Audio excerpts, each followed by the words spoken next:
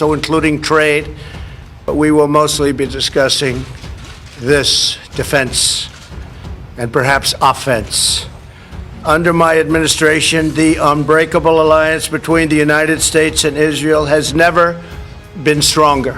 Experiences in 1950 and 60s, Indonesia can attest to this statement. कि अफरा तफरी ना मचे। डेंजर खतरा पाकिस्तान को कोरोना से ज्यादा अफरा तफरी में गलत फैसले करने का।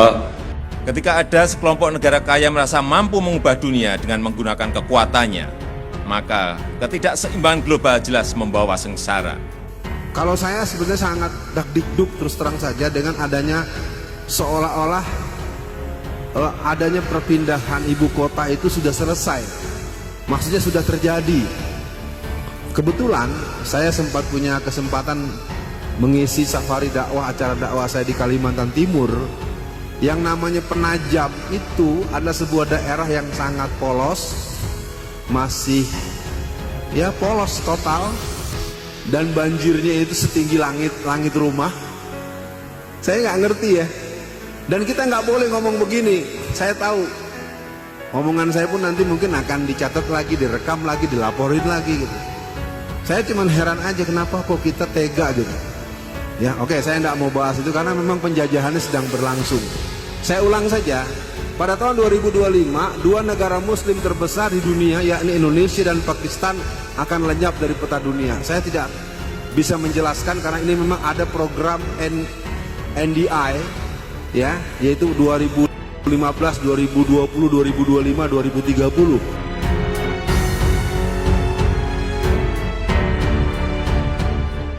Indonesia dan Pakistan akan lenyap tahun 2025 nanti.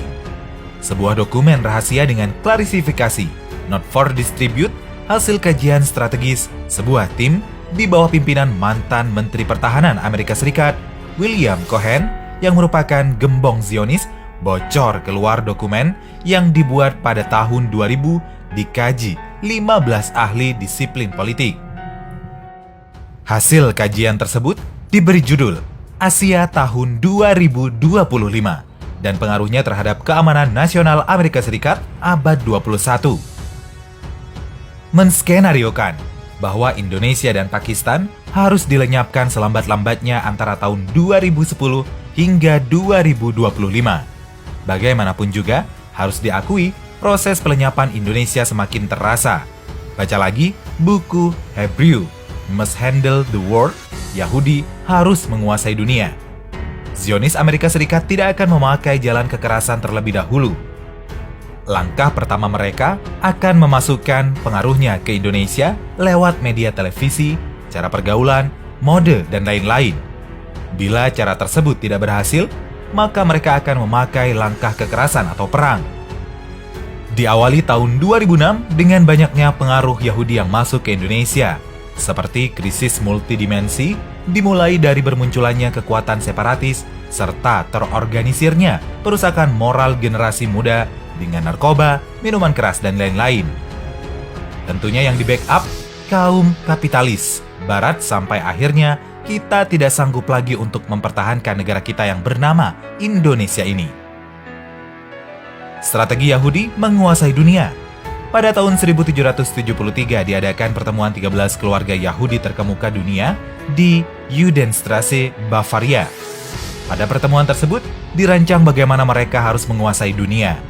Mereka membuat 25 butir rancangan, yang kemudian kurang lebih 124 tahun kemudian, rancangan tersebut disahkan menjadi agenda bersama Gerakan Zionis Internasional pimpinan Theodore Herzl dalam Kongres Zionis Internasional 1 di Basel, Swiss dengan nama Protocol of Zions. Departemen Perdagangan Amerika Serikat mengatakan sebuah pernyataan. Seperti yang dijelaskan oleh Menteri Ross, langkah pertama adalah mengendalikan virus dan membantu para korban penyakit ini. Bunyi pernyataan tersebut yang disampaikan seorang juru bicara.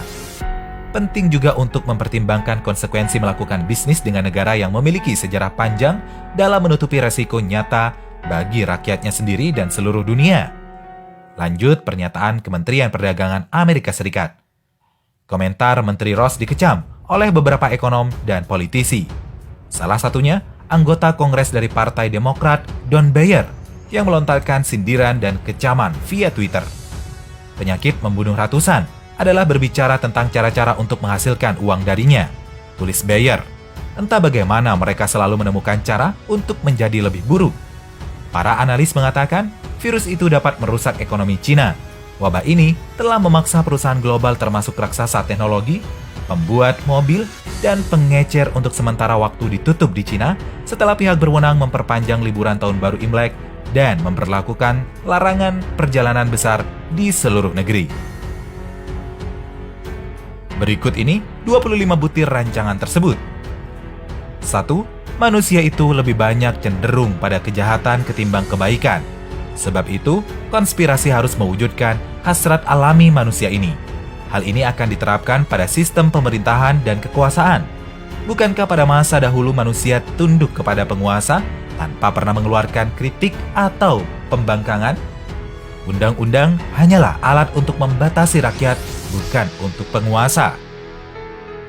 Kedua, kebebasan politik sesungguhnya utopis.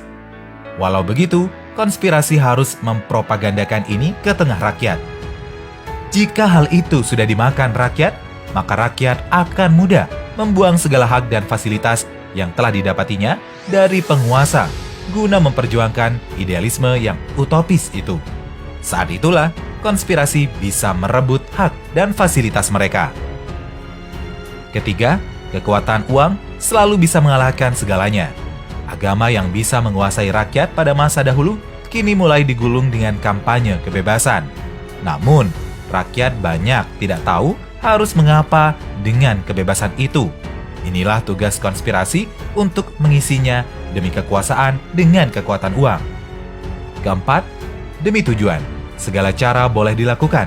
Siapapun yang ingin berkuasa, dia mestilah meraihnya dengan licik, pemerasan, dan pembalikan opini. Keluhuran budi, etika, moral, dan sebagainya adalah keburukan dalam dunia politik. Kelima, kebenaran adalah kekuatan konspirasi. Dengan kekuatan, segala yang diinginkan akan terlaksana. Keenam, bagi kita yang hendak menaklukkan dunia secara finansial, kita harus tetap menjaga kerahasiaan. Suatu saat, kekuatan konspirasi akan mencapai tingkat di mana tidak ada kekuatan lain yang berani untuk menghalangi atau menghancurkannya. Setiap kecerobohan dari dalam akan merusak program besar yang telah ditulis berabad-abad oleh para pendeta Yahudi. Ketujuh, simpati rakyat harus diambil agar mereka bisa dimanfaatkan untuk kepentingan konspirasi. Masa rakyat adalah buta dan mudah dipengaruhi. Penguasa tidak akan bisa menggiring rakyat kecuali ia berlaku sebagai diktator. Inilah satu-satunya jalan. 8. Beberapa sarana untuk mencapai tujuan adalah minuman keras, narkotika, pengrusakan moral, seks, suap, dan sebagainya. Hal ini sangat penting untuk menghancurkan norma-norma kesusilaan masyarakat. Untuk itu, konspirasi harus merekrut dan mendidik tenaga-tenaga muda untuk dijadikan sarana pencapaian tujuan tersebut. 9. Konspirasi akan menyalakan api peperangan secara terselubung, bermain di kedua belah pihak, sehingga konspirasi akan memperoleh manfaat besar, tetapi tetap aman dan efisien. Rakyat akan dilanda kecemasan yang mempermudah bagi konspirasi untuk menguasainya. 10. Konspirasi sengaja memproduksi slogan agar menjadi Tuhan bagi rakyat. Dengan slogan itu, pemerintahan aristokrasi keturunan yang tengah berkuasa di Prancis akan diruntuhkan. Setelah itu, konspirasi akan membangun sebuah pemerintahan yang sesuai dengan konspirasi. 11. Perang yang dikorbankan konspirasi secara diam-diam harus menyeret negara tetangga agar mereka terjebak utang. Konspirasi akan memetik keuntungan dari kondisi ini. 12. Pemerintahan bentuk konspirasi harus diisi dengan orang-orang yang tunduk pada keinginan konspirasi, tidak bisa lain. 13. Konspirasi akan menguasai opini dunia. 1 orang Yahudi yang menjadi korban sama dengan 1.000 orang non-Yahudi sebagai balasannya. 14. Setelah konspirasi berhasil merebut kekuasaan, maka pemerintahan baru yang dibentuk harus membasmi rezim lama yang dianggap bertanggung jawab atas terjadinya kekacauan ini. Hal tersebut akan menjadikan rakyat begitu percaya kepada konspirasi bahwa pemerintahan yang baru adalah pelindung dan pahlawan di mata mereka. 15. Krisis ekonomi yang dibuat akan memberikan hak baru kepada konspirasi, yaitu hak pemilik modal dalam penentuan arah kekuasaan. Ini akan menjadi kekuasaan turunan. 16. Penyusupan ke dalam jantung Freemason Eropa agar bisa mengefektifkan dan mengefisienkannya. Pembentukan Blue Mansory akan bisa dijadikan alat bagi konspirasi untuk memuluskan tujuannya. 17. Konspirasi akan membakar semangat rakyat hingga ke tingkat histeria. Saat itu, rakyat akan menghancurkan apa saja yang kita mau, termasuk hukum dan agama. Kita akan mudah menghapus nama Tuhan dan susila dari kehidupan. 18. Perang, jalan harus ditimbulkan untuk membuat masa panik. Konspirasi akan mengambil keuntungan dari situasi ini. 19. Konspirasi akan menciptakan diplomat-diplomatnya untuk berfungsi setelah perang usai. Mereka akan menjadi penasehat politik, ekonomi, dan keuangan bagi rezim baru dan juga di tingkat internasional. Dengan demikian, konspirasi bisa semakin menancapkan kukunya dari balik layar. 20. Monopoli kegiatan perekonomian raksasa dengan dukungan modal yang dimiliki konspirasi adalah syarat utama untuk menundukkan dunia hingga tidak ada satu kekuatan non-Yahudi pun yang bisa menandinginya. Dengan demikian, kita bisa bebas memainkan krisis suatu negeri. 21. Penguasaan kekayaan alam negeri-negeri non-Yunani mutlak dilakukan. 22.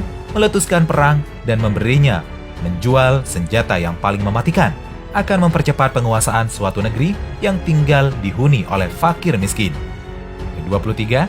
Satu rezim terselubung akan muncul setelah konspirasi berhasil melaksanakan programnya. 24.